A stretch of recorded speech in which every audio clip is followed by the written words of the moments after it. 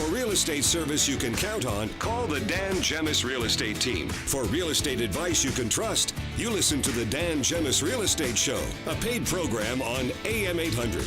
Here's your host, Dan Gemus. Welcome back to the show. It's time for our featured business of the week, a segment that gives the Dan Gemus Real Estate Team an opportunity to feature other Windsor and Essex County businesses. It's brought to you by Duby's Home Center, located at 269 Ramsey Street in Amherstburg. Duby's is Windsor and Essex County's flooring, paint, and window covering store, open 7 days a week. Visit dubys.ca or call 519-736-4021 to book your home consultation today, or stop by the store to view flooring and window covering samples or pick up paint for your next project. And in studio with us today is Alex Miller, the owner of Enigma Escape Rooms. Good morning, Alex. How are you? Pretty good. How are you, Dan? Very good, thank you. So the whole team, the whole gang, there was what, 9 of us made it out? Or 10, 9? Out last week and did one of the rooms, the Jungle Room over at Enigma. And we had an absolute blast. Yeah, it was fun.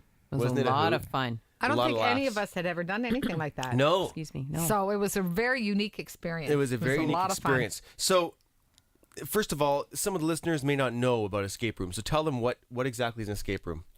It's funny. I've been describing it for over a year, and I'm still only maybe half good at it. Yeah.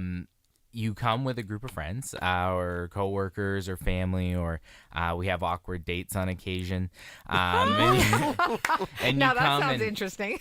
Well, you know, a first date being locked in a room for an hour is a bold move. So, you come and you're locked in a room for an hour. Now you're not actually locked. There's an emergency key and code. So it's not really about being trapped.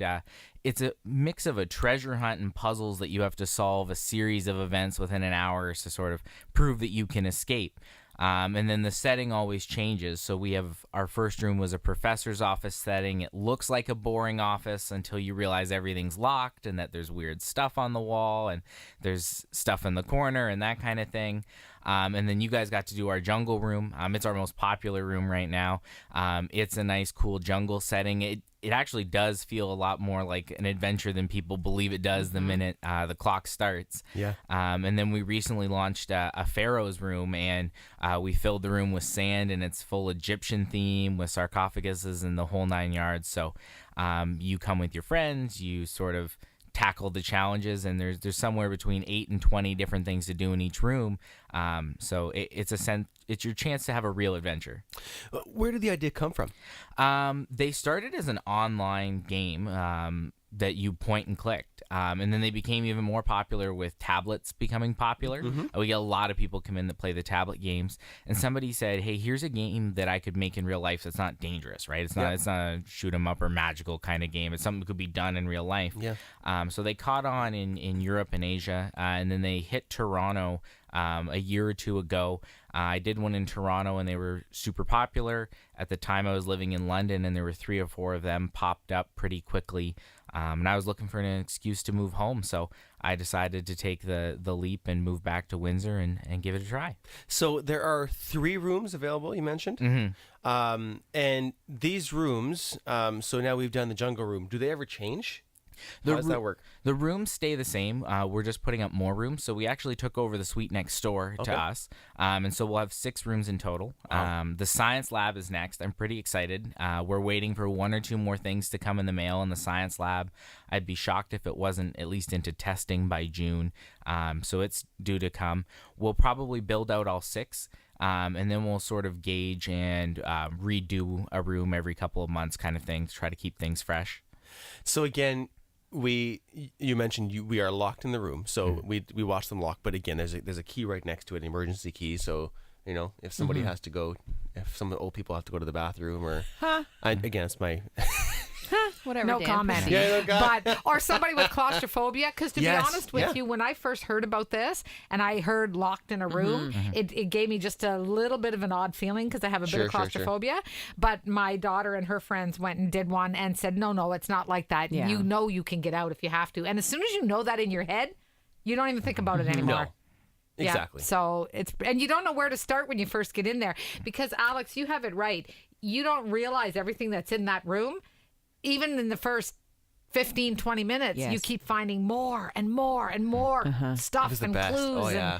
You don't even see it. I looked around and went, I didn't even know that was there. I didn't see that chain. I didn't see that. It's really awesome. What size groups can you have in there?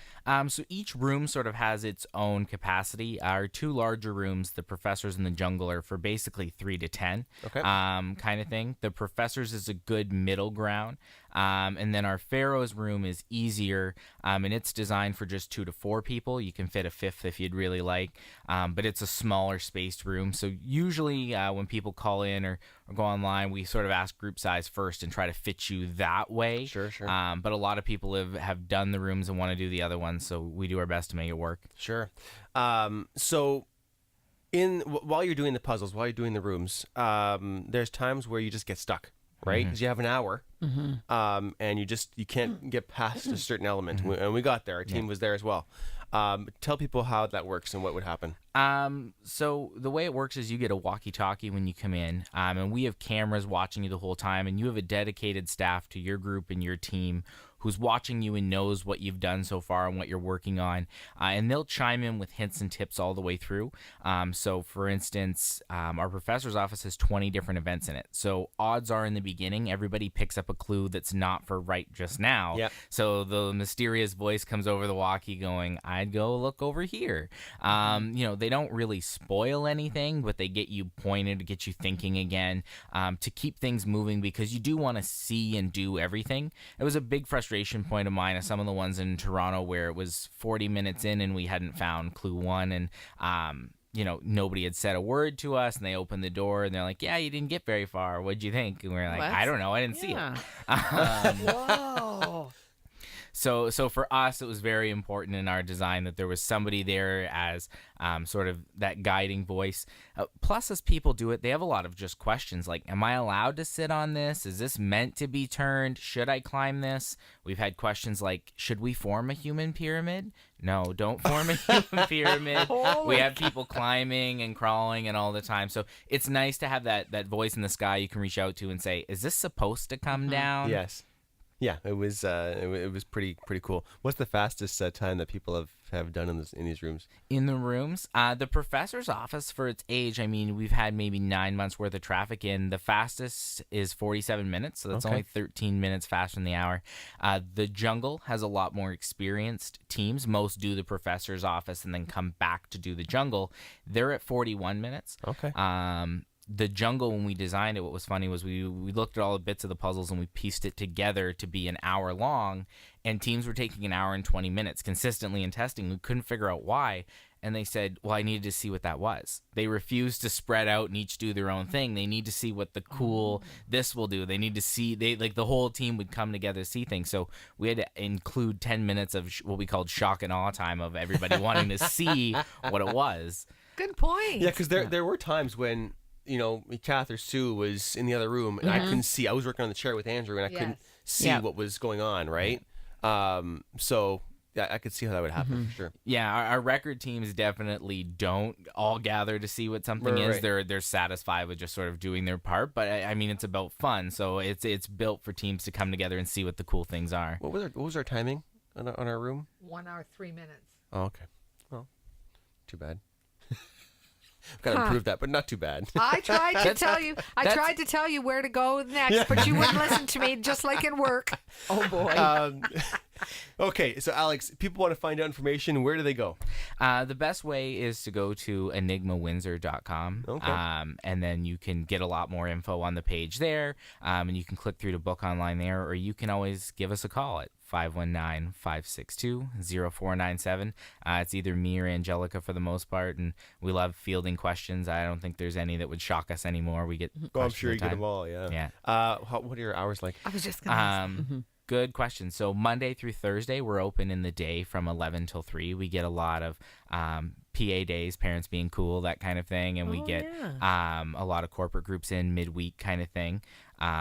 A lot of if the sales team meets their sales targets for the month kind of thing, we'll show up. And then we do 7 to 11 on Mondays, Monday through Thursday. And then Friday through Sunday, we start at 11 a.m. and the last group started at 11 p.m. So, wow. What would you start say? at 11 p.m.? Oh, go ahead. Start, yep. And we get a lot of calls begging for exceptions. I've had Really? I've had a 1:30 in the morning start before. Okay, Oh my were they gosh. sober? Yeah. Let's just say they didn't do well. They didn't do well. What were you Okay, going to ask, Sue? Oh, I was just going to ask you. So for PA days, what would you say? Yeah, is the youngest age like a Good question. would be able to go in? One of our challenges is that like it was obviously challenging for adults, Yes. kind of thing. So we weren't really sure at all what to expect the age Right. range to be, and so we mostly early on said, "Yeah, we'll give it a try." Somewhere between 9 and 13 is the drop off. We don't okay. set an age range. What we find is after that, they're usually better than adults. They're just not afraid of anything being anything, right? That figures, They're not bounded, but they need a good communication Yes. skill level. I recommend coming with the family or coming with adults in a mix rather than a group of 8-10-year-olds locked in a room. Not the best idea, but No, for sure. a 10 or 13-year-old with a family Excellent. does well. Thank you. Fantastic. Check it out, enigmawindsor.com. Great to have you with us, Alex. Awesome. Thank you. Fantastic. There you go. Lots more to come right here on the show. It's 7:30. From the